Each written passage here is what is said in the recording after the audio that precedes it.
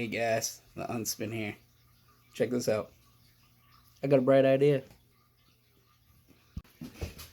So yeah, the lighting in here is a little weird. I had the light behind the sink on because if I turn the actual light on in the kitchen, the fan kicks on and then it'll probably drown out my audio because it's super loud. I gotta change out the whole thing. I just haven't had the time, and it works. So why rip it out and replace it if it works? I just don't use it in my videos, that's all. So today we're going to be going over field stripping the Churchhill Akkar Model 612.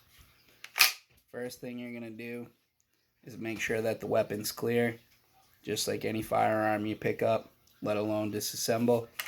You should always make sure that it's clear. This one's been 3-point checked. Well, you got your action open. You take your mag cap off, your mag tube cap off. Phrase that properly. Your barrel slides right out. And I actually, the first time I field stripped this was by accident. All I did was take the barrel out. And then your bolt and your action arms come right out with it. This is probably the easiest shotgun I've ever field stripped in my life. I have as you guys know, I have a Mossberg 835. That thing is miserable to get the bolt out. A Remington 870 is pretty easy to get the bolt out too. I don't think you have to pull the trigger housing in the carrier to get the bolt out of an 870. But I know for a fact that the action arms don't come out that easy.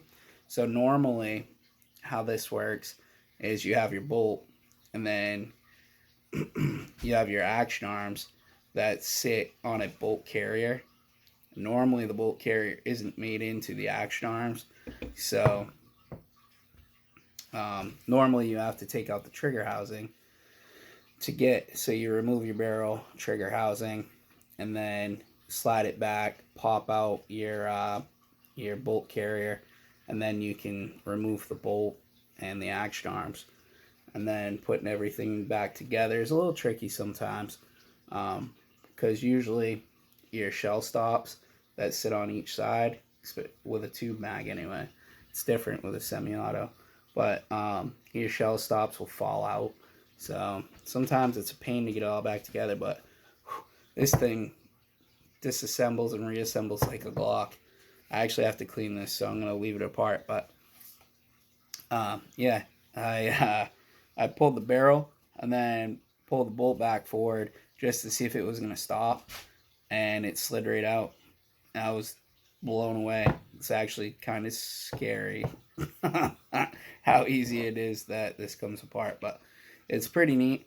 Your bolt carrier is made right into the arms. Neat setup, actually. So this has been Huntsman 32. To reassemble this, I do the exact opposite. You slide your bolt back in, well, with your foregrip and action arms. You slide that back in, and then when you do, it's going to lock. And then you hit the lockout button, slide it back a little bit, pop your barrel on, throw your mag cap back on, and it's all back together, fully functional. So if you did ever have to get into this receiver because you take it out hunting or whatever it may be, this trigger housing, this pin right here, you pop that pin out and your trigger housing will drop out. That should give you full access inside. You shouldn't have to take out your loading arm or your shell stops or anything like that. So you should be able to bypass those. But anyway, this has been Huntsman 32. Quick and easy video. I'm telling you, man, this thing is crazy. This is my new favorite shotgun. I'll always love my turkey gun, but as far as just a neat little home defense shotgun, this thing takes the cake. So, it's been Huntsman 32. I hope you guys have a great day. We'll catch you next time.